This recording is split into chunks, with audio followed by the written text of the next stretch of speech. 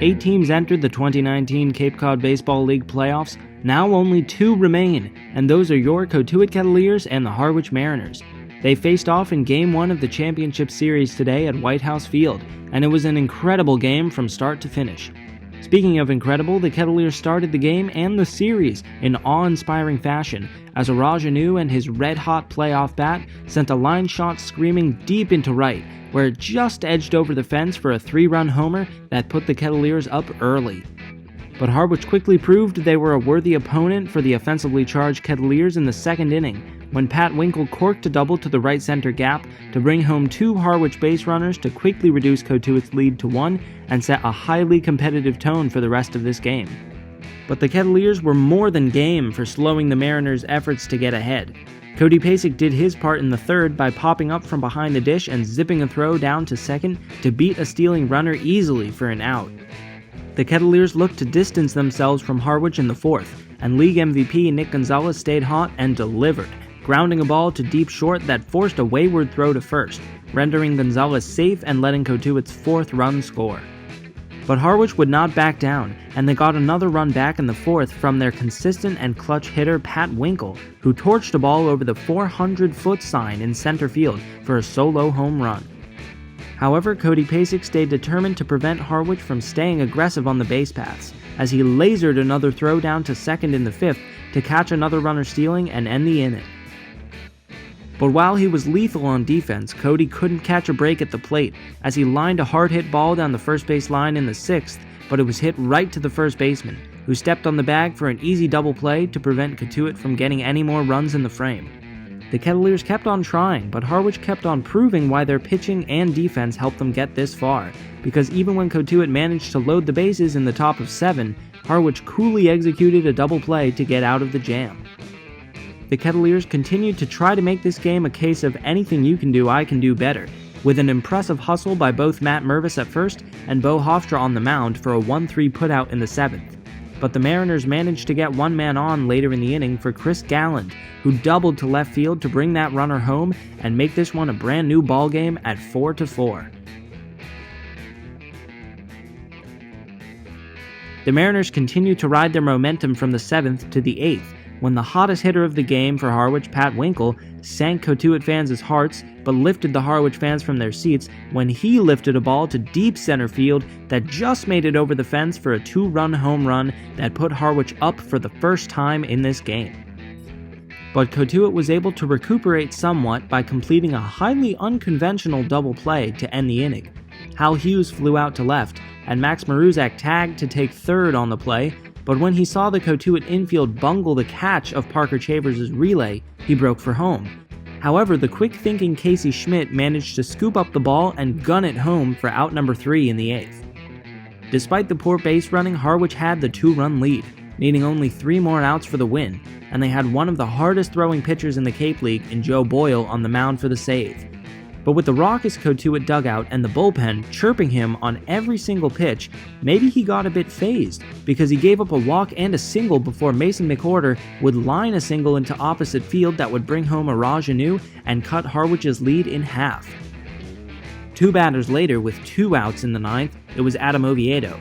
He needed to get on base or his team would drop Game 1. And in this at-bat, he was the human embodiment of clutch, as he chopped a ball over the third baseman and then under the shortstop's glove for a single that would bring around the tying run for Cotuit and send the Cavaliers' dugout into a frenzy. With the game tied, the Cavaliers now had to hold off Harwich to try to force this one to extras. After Cole Bevan gave up a single and hit a Harwich batter to start the 9th, Rich Brereton was called upon to try to get Cotuit out of the tough situation, and he was able to do it, forcing a groundout into a 6-4-3 double play to end the inning and send Game 1 to extras. Cotuit would go down 3 in a row in the top of the 10th, so Brereton had to remain solid on the mound and carry his team into the next inning. Once again, he came through, working a 1-2-3-10th. Cotuit still saw nothing at the plate in the 11th, but despite walking 2 batters in the bottom of the frame, Brereton was able to get out of the inning with a strikeout and a couple of emphatic yells to pump himself up. Cotuit could only manage 1 hit at the plate from the 12th through 14th innings, and it was easy to see this game turning into a slog as the 4-hour mark ticked by and the players looked ever more tired. But in those same 3 innings, Brereton was unflinching on the mound for Cotuit, finishing his 6th inning in the 14th by forcing a pop-out to Casey Schmidt to keep his team alive.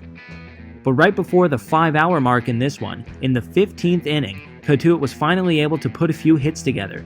Adam Oviedo, who'd been hot all night, singled first, and then Cody Pasek, who'd been getting increasingly frustrated with his 0 for 6 performance that night, finally broke through with a single of his own to move Oviedo to third. That brought it back to Nick Gonzalez at the top of the order. And whenever you bring up Nick Gonzalez's name in a big moment, the story just writes itself. The league MVP cranked a line shot up the middle for a single that brought Oviedo around to score, bringing the dugout and the die-hard fans who had staved off exhaustion to sit through this long game to their feet. Cotuit led 7-6. Having pitched 6 innings, Brereton had done his job, and in the bottom of the 15th he moved over to let Kyle Nicholas, who had recently recaptured his form, try to work the save. Kyle Fan, the first batter he faced, gave up a single, then worked another swinging strikeout for out number 2. And in facing Dylan Noisy, Nicholas got him to go down swinging for the final out. And the Kettleers did indeed wrest the win from Harwich's grasp in Game 1 of the championship series, taking this game by a score of 7-6.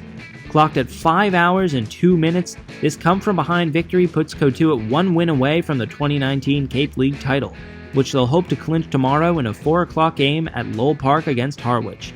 At the end of this long night, we talked with Coach Mike Roberts and reliever Rich Brereton, and sending you now to those interviews and signing off for the Cotuit Kettleers, I'm Jacob Cohen. All right, it was a 15-inning marathon. Just how are you feeling after this? Well, again, I'm thankful for this group of guys. As a coach or whatever I am, manager, skipper, or whatever they call you nowadays, I'm just thankful that these guys compete and they never give up. And, to come back and get 2 runs off Joe Boyle, who's really been dominant this summer, was dominant the other day against YD, is a real accomplishment. But the overall spectrum, I don't want to talk about one area of the game, but let's start kind of with pitching. We had guys pitch today, starting with Cohen and on through that, again, have really picked us up. And what Richard Brereton did tonight really is an incredible accomplishment. I put him in a really difficult situation behind Bevins, and he gets us out of it. So, and then you go to the offense. Everybody contributed a little bit, but I guess you have to, Raj's home run in the first inning got us out and some other clutch hits, but you got to go back again. Cody's getting a really clutch hit to be able to get Nick to the plate. And it's just a team effort all around. Cotuit Kettleers team effort. What else can you say about Nick Gonzalez just coming through in the clutch once again? Well, it's just great. That's the reason he's hitting first in the lineup. And, again, he puts the barrel of the bat on the ball, and he finds holes often because of that. And, he's a good player, and he's been an outstanding player for us, along with, lots of other guys this summer. But he came up clutch again, as he did the other night against Falmouth. How impressed were you with Nicholas closing it out? Oh, my gosh. When we scored, he got up, and there, outside of a guy on third base by the name of Casey Smith, there's nobody in the world I'd rather see out there than him, without a doubt. And we may see Casey out there in the next day or two if we get an opportunity at that point in time. But very thankful to have Nicholas out there in the start to say the 9th inning. How about the 15th inning? Great. All right, Richard Brereton here had just a marvelous performance for the Kettleers coming in the 9th inning with a runner on first and second and 1 out. Just can you take us through that at bat against Weimer right there where you got the big double play?